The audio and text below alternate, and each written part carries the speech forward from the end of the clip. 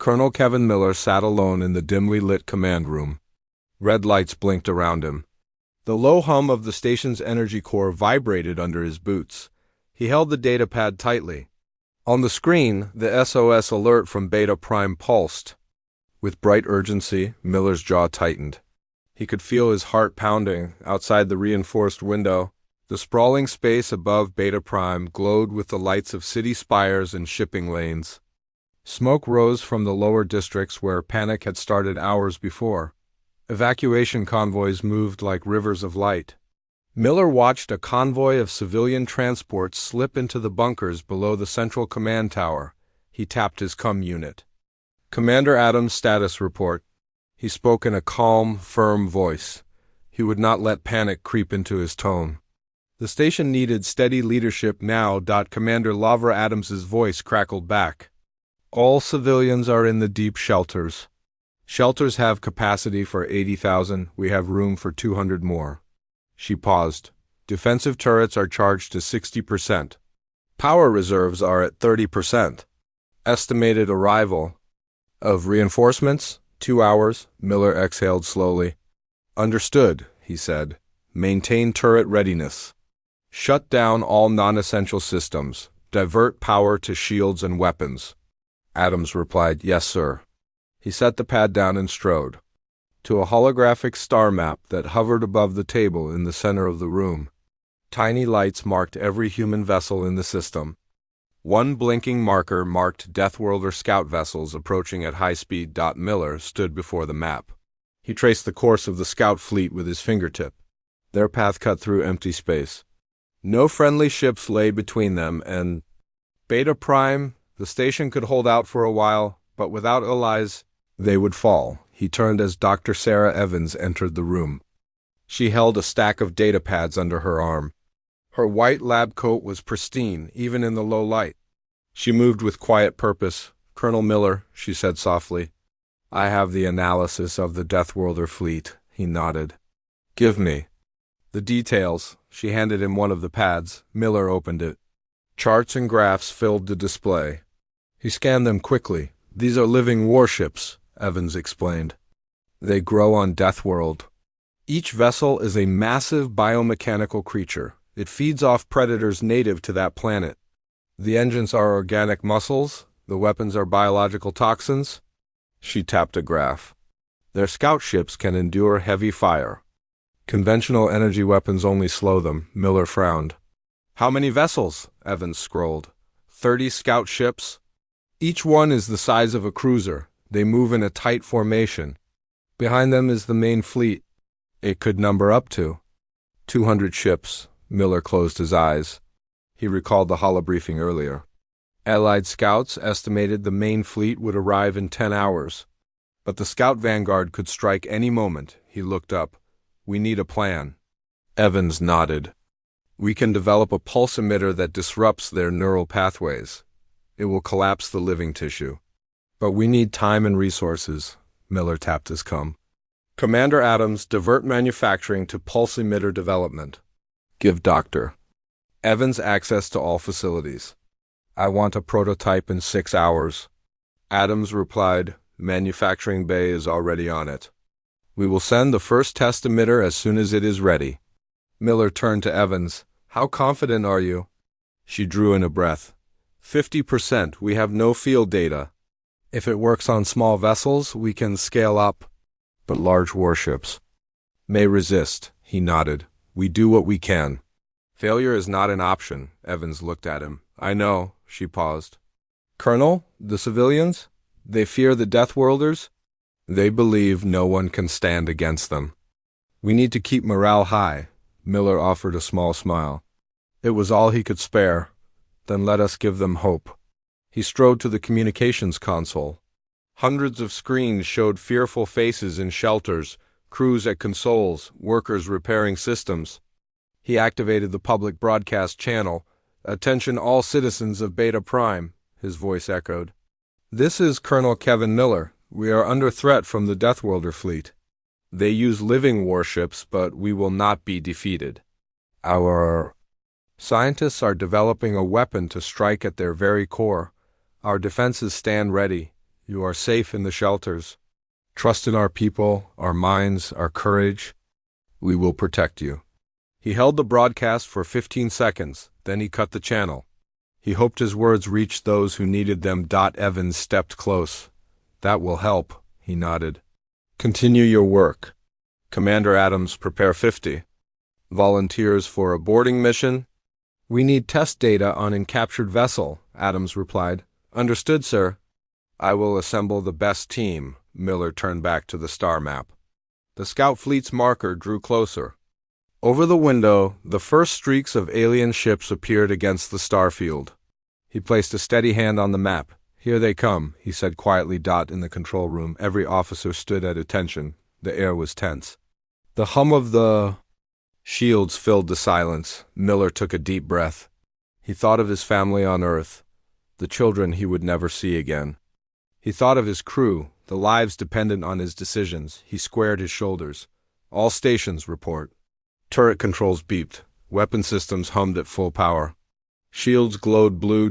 He gave the order. "Open fire on their lead ship. Show them humanity will not yield."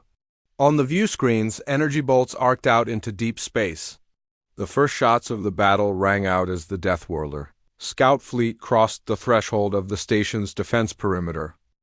Dr. Sarah Evans worked through the night in the station's research lab. Every console glowed with data. Charts and graphs scrolled on the screens.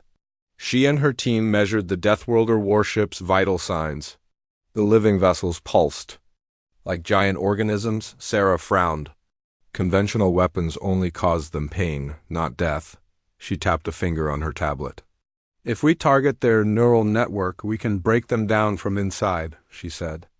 A young technician, Marcus Hayes, nodded as he adjusted a waveform generator.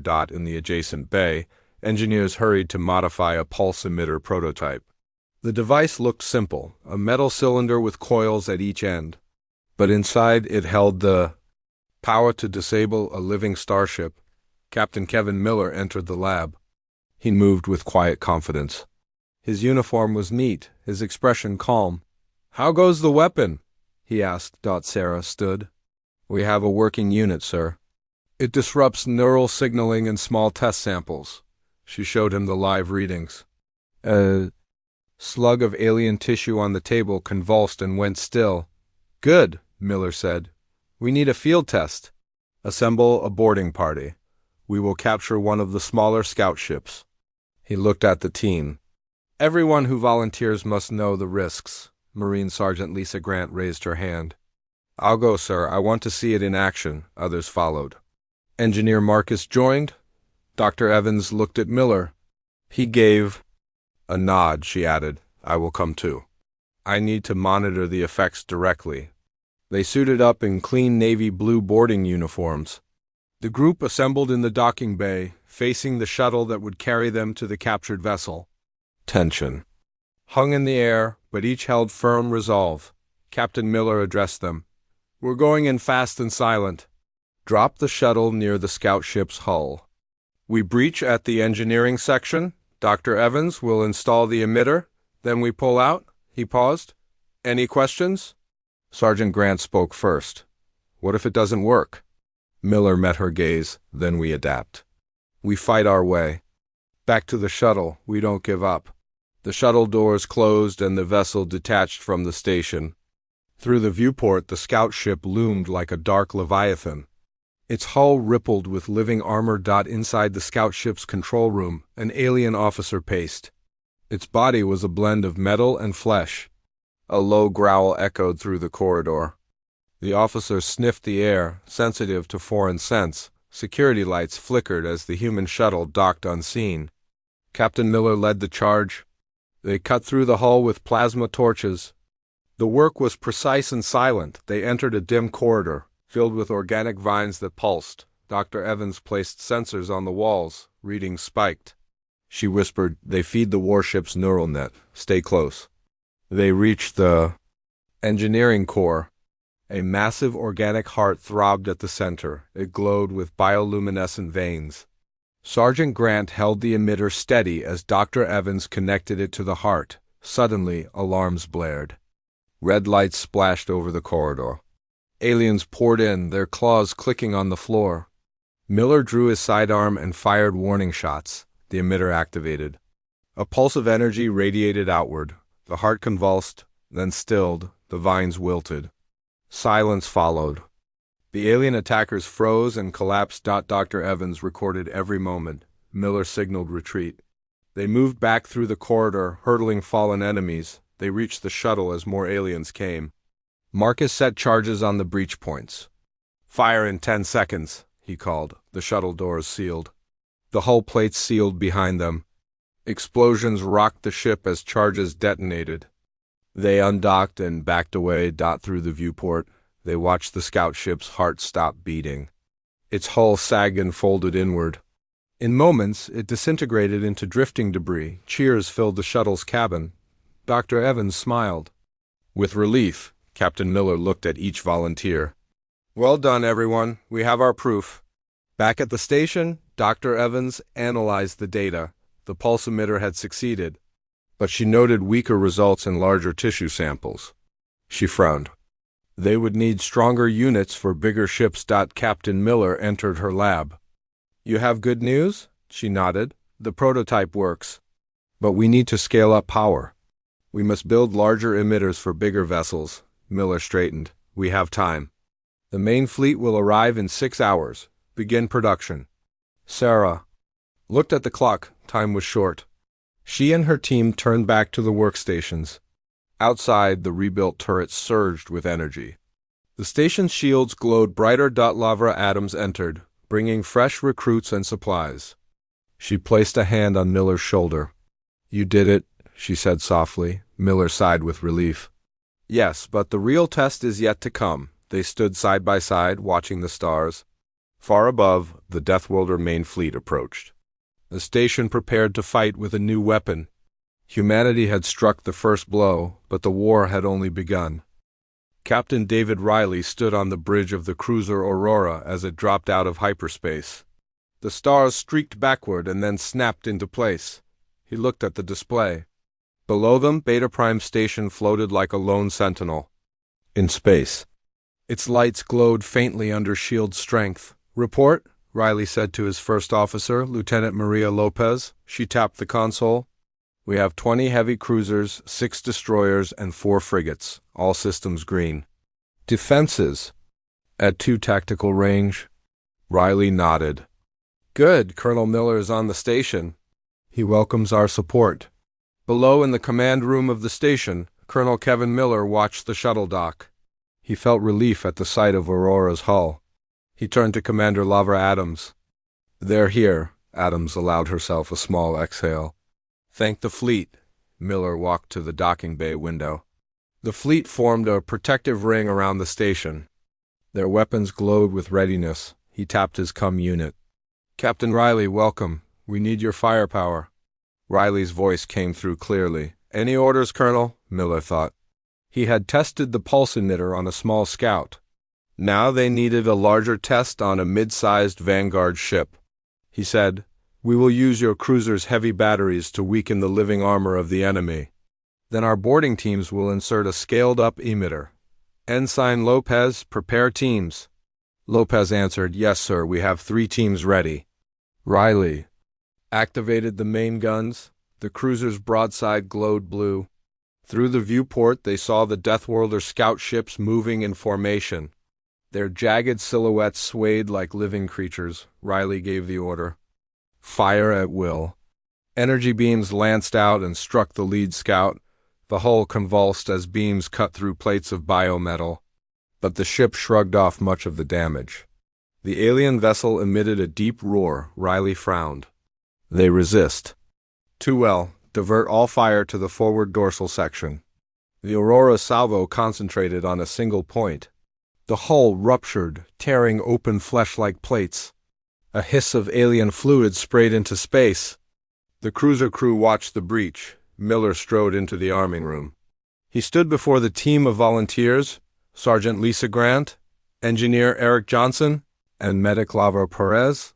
Dr. Sarah Evans handed them the enlarged pulse emitter. "This unit has twice the power of the prototype," Evans said. It should disable a larger vessel, but you must place it at the central node. Grant gripped the emitter. We'll get it done, Miller nodded. You have 40 minutes before the main fleet hits. Stay in communication. The shuttle launched under escort of 2 frigates. Captain Riley stayed behind to direct the bombardment. On the battlefield, the frigates bought time by engaging smaller scouts. Their missiles and lasers slowed the swarm, but losses mounted. Each frigate that went down left a hole in the line. The shuttle slipped through the gaps and approached the wounded scout. The alien ship drifted, its hull torn. The boarding teams cut through the breach and entered the dark corridors inside. The air was thick with the smell of alien fungi. Tunnels pulsed with veins of bioluminescent flesh. The boarding teams moved swiftly, mapping the corridors on their wrist tablets. I have a lock on the central node, Sergeant Grant whispered into her com. We're closing in. Evans led them through a chamber filled with alien eggs suspended by organic tendrils. She frowned. These could grow into support drones. We must avoid them. They navigated past pods and reached a massive chamber. In the center rose a tower of living tissue. Vessels like roots linked it to the hull. The central node glowed red and pulsed in time with the ship's heartbeat. Grant set the emitter at the base. She connected conductive clamps. Sparks flared above them. In the cruiser's hangar bay, Riley watched scanner feeds.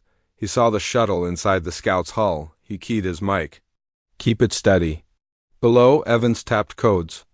The unit charged for 5 seconds, then activated. A wave of energy rippled through the chamber. The central node convulsed. Veins burst and the tower collapsed. The hull shuddered violently. Alien groans reverberated through the corridors. Riley heard the convulsion on his sensors. He ordered, all ships, fire at the disabled ship. Break it apart. Lasers and missiles hammered the scout. It fell apart piece by piece. The boarding team retreated as the shuttle sealed off the exit. They returned to the station's docking bay. The emitter had worked. The proof was clear. The crews cheered as the shuttle docked. Inside the station, Miller met them. He looked at each volunteer and Dr. Evans. Your work will save lives. We can now fight back. Evans handed him data pads. The results are promising. We can mass produce these units. Miller smiled. Then let's give the Deathworlder something to fear. He turned to Adams. Prepare the fleet. We attack their main armada in 2 hours. Adams nodded. We'll be ready. In the command room, the star map hummed. Tiny dots marked their fleet's position. A larger cluster marked the Deathworlder armada. The gap between them closed. Slowly, Miller stepped to the window. Below, in the shelters, families huddled. They saw the flicker of turret fire and the glow of the cruisers. He hoped they felt safe. Evans stood beside him. We have one more problem, she said. He looked at her. What is it? She tapped the pad. Our scaled emitters work on small and medium ships. But data shows the largest vessels require 10 times the power. We need to build at least 2 heavy units for capital ships. Miller clenched his fist. Time is short. But we have factories. Divert all available power to weapon production. Outside, the shield walls pulsed as they prepared for the final battle. The crew readied their stations. Miller looked at the starfield. He thought of the warships, living beasts that would soon face the combined might of humanity. He raised his voice. All hands, this is our moment. We fight not just for Beta Prime, but for every world out there. Keep your courage. Trust in our minds and our hearts. We will win. His words echoed through the station. Shields glowed stronger, weapons hummed. The fleet awaited its command. In 2 hours, they would strike the Deathworlder armada. Humanity's fate would be decided in the cold void. But Colonel Miller believed in his people. He believed they would prevail. Below the station, the main Deathworlder fleet drifted like a dark armada. Their living hulls pulsed under alien light. Captain Kevin Miller watched from the bridge as the armada formed a crescent around Beta Prime, smoke from earlier skirmishes. Frame the station? The station's shields flared as the Deathworlders closed in. The aliens unleashed bioweapon storms, clouds of living spores that drifted toward the station. On the turrets, Marines in powered armor readied flamethrowers. Sergeant. Lisa Grant led the defense teams. She and her squad fired flamethrowers to burn deep channels through the spore clouds. Heat waves shimmered in the corridor outside the control room as the living clouds screamed under fire. Captain Miller spoke into his com. "Keep the corridors clear. Seal any breaches immediately." He turned to Commander Lavra Adams. "How are our heavy emitters coming?" Adams checked her tablet. "2 units are ready. Engineers are testing the final calibrations now. We will have them installed in 30 minutes. She looked worried. "But the fleet will reach us in 20. Miller's jaw tightened. "Then we fight on 2 fronts. Keep 1 heavy emitter for the station's defenses. I will lead a boarding mission to take out one of their capital ships." He pointed at the star map. "Their flagship. It commands the fleet's movements."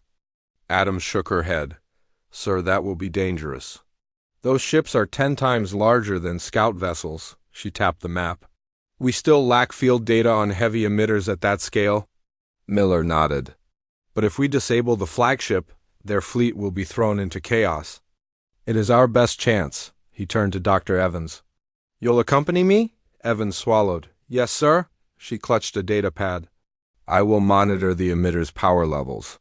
Sergeant Grant volunteered. "You have my team, sir." She stood tall. "We'll go with you," Miller approved. "Good.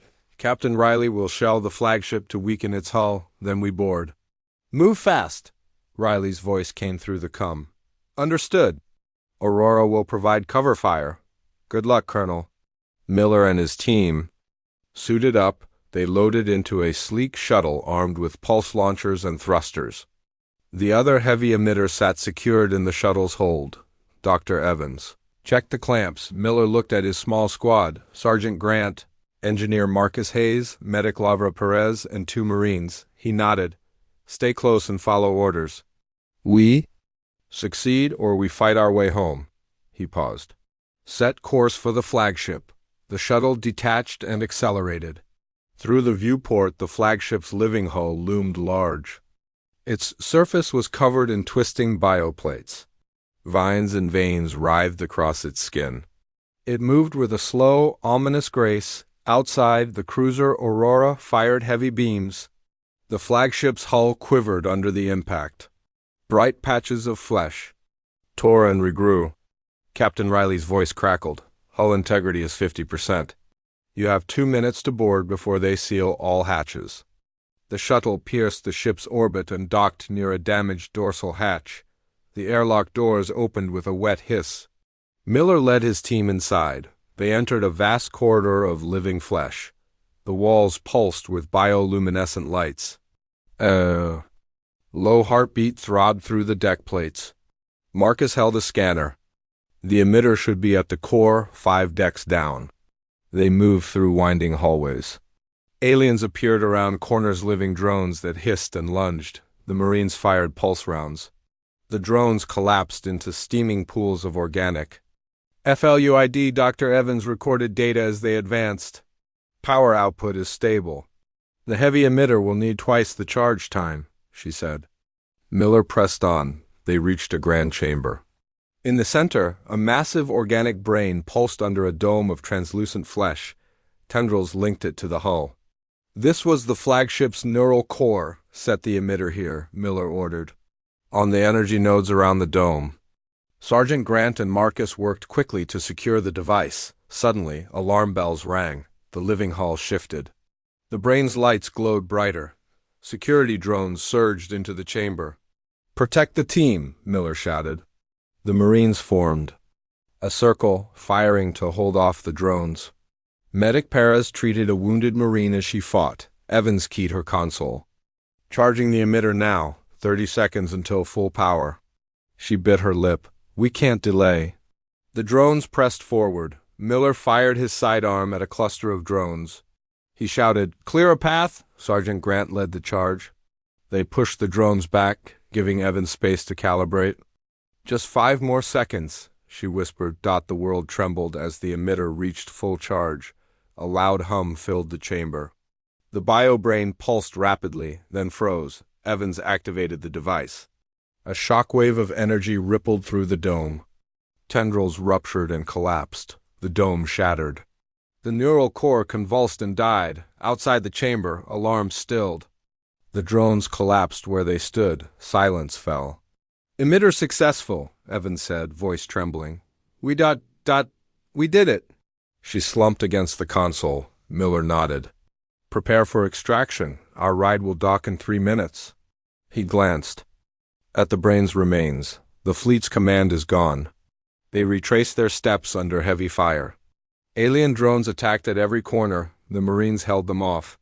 Medic paras kept everyone alive. They reached the shuttle dock as explosions rocked the deck. The shuttle doors opened.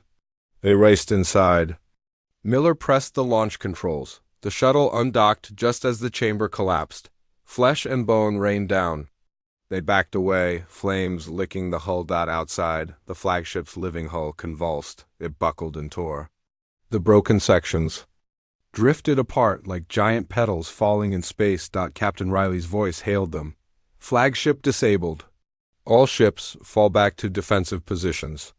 The cruiser Aurora formed a protective ring around the station. Miller's shuttle returned to Beta Prime's docking bay. He and his team emerged, exhausted but victorious. Civilians cheered from the windows of the shelters. In the command room, Miller faced the assembled commanders. Lavra Adams stepped forward. "You have won us a great victory. The fleet is stunned. Now we can strike back." She smiled. Miller nodded. "The Deathworlder armada has lost its heart. Their ships will retreat. But we must press on. Build more heavy emitters and prepare for their withdrawal. We will drive them away from our space. For good." He looked out the window at the shattered remains of the flagship. Dr. Evans approached. "The emitter worked beyond expectations, sir. We can refine the design and produce them faster." She held up her datapad. "Victory is within our reach." Miller placed a hand on her shoulder. "Then let us finish this fight. Humanity will stand tall against any threat." He turned to the commanders. "All units prepare to pursue the retreating fleet. Today we fight for every world they would threaten." Outside, the station's turrets unleashed a final barrage as the surviving Deathworlder ships fled. The fleet of human cruisers gave chase. Beta Prime glowed with renewed hope. In the silence that followed, Kevin Miller allowed himself a moment of pride. Against all odds, they had faced the living beasts and survived. The war was not over, but the tide had turned. On the bridge, he looked at the stars. Each one represented another world to protect. His voice was firm. "Let's go home." The Beta Prime station trembled as the Deathworlder armada surged forward. Through the viewports, glowing alien vessels moved in waves. Shields flared under impact. To the crew on the bridge, it felt like standing against a tidal wave in space. Captain Kevin Miller met with his commanders in the control room.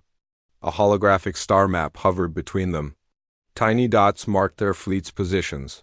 The cluster of enemy ships pressed closer. Commander Lavra Adams spoke first. "Our heavy emitters will be ready in 10 minutes.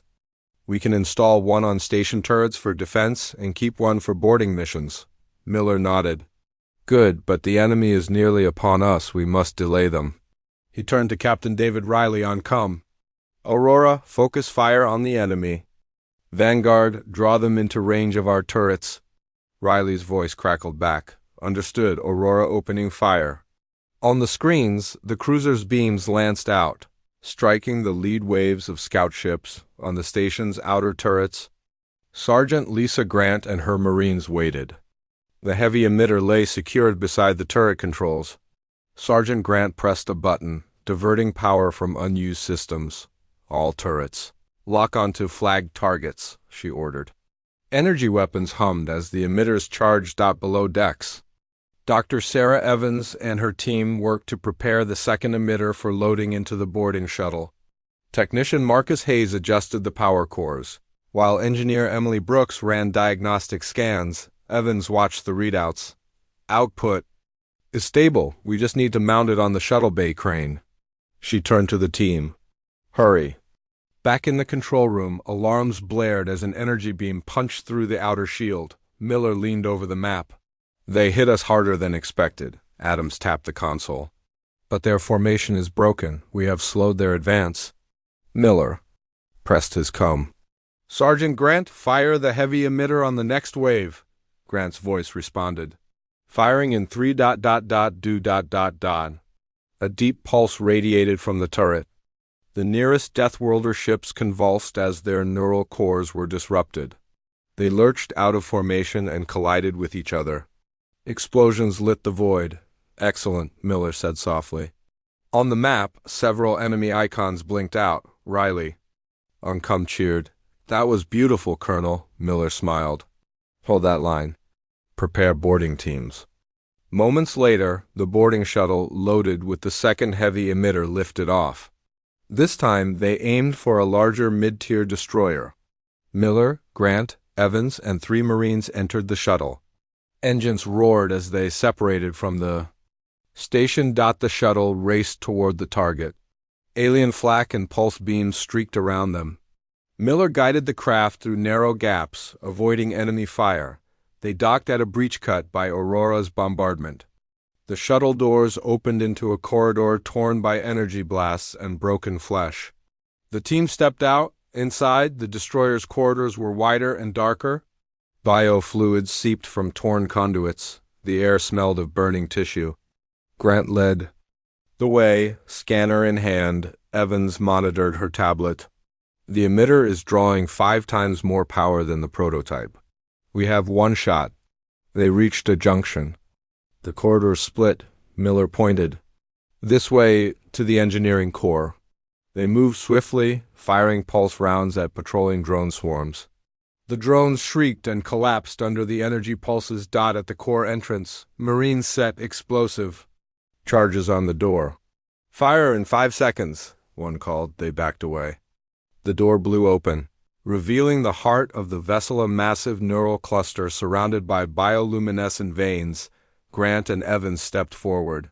Grant held the emitter steady as Evans plugged in power conduits. Sparks flew, suddenly alien. Defenders poured in. The Marines opened fire, holding them off. Medic Perez knelt beside a wounded Marine, patching his suit. Evans worked frantically. 3 seconds until full charge. She wiped sweat from her brow. Miller fired his sidearm at advancing drones. Cover her. Marine rifles stackatoed. The defenders fell back. Evans activated the emitter. A shockwave pulsed through the chamber. The neural cluster spasmed and then went still. The destroyer shuddered. Through the shuttle's viewport, they saw the hull sections buckle and tear. The vessel drifted apart. The remaining defenders collapsed where they stood. Miller signaled retreat. They dashed for the shuttle as the chamber collapsed. Flames and debris rained down. Inside the shuttle, they strapped in. Marcus sealed the hatch. Engines ignited. The craft shot away as the destroyer broke in pieces. Back at the station, the shuttle docked. Miller and his team emerged to applause.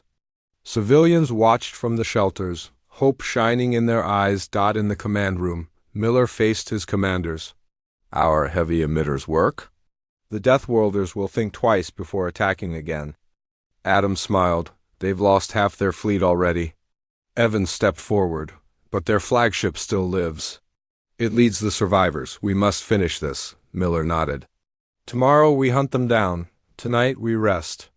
Outside, the station's shields glowed brightly.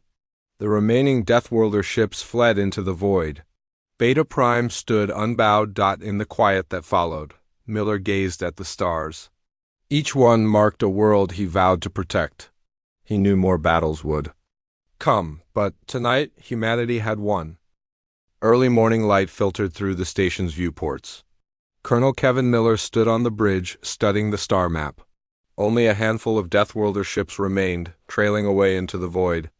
Their living hulls flickered weakly under fire. Captain David Riley's cruiser Aurora maintained a protective orbit around Beta Prime. Its hull bore scorch marks but stood firm. On the bridge, Riley watched the fleeing alien vessels. He pressed his comm unit. Colonel Miller, the fleet is retreating. They won't return soon, Miller nodded. Relief washed over him. Good. Send a message to all ships. Hold position. We will begin rescue and repair operations. He tapped the console. We owe it to our people. Sergeant Lisa Grant entered, wiping sweat from her brow. All heavy emitters have been secured. No new contacts detected. She paused.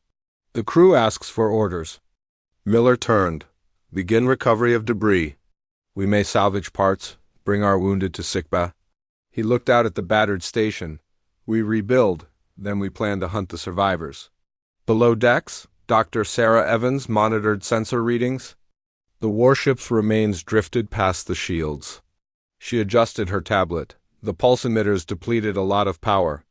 I recommend we rotate production shifts. We need reserves in case they come back.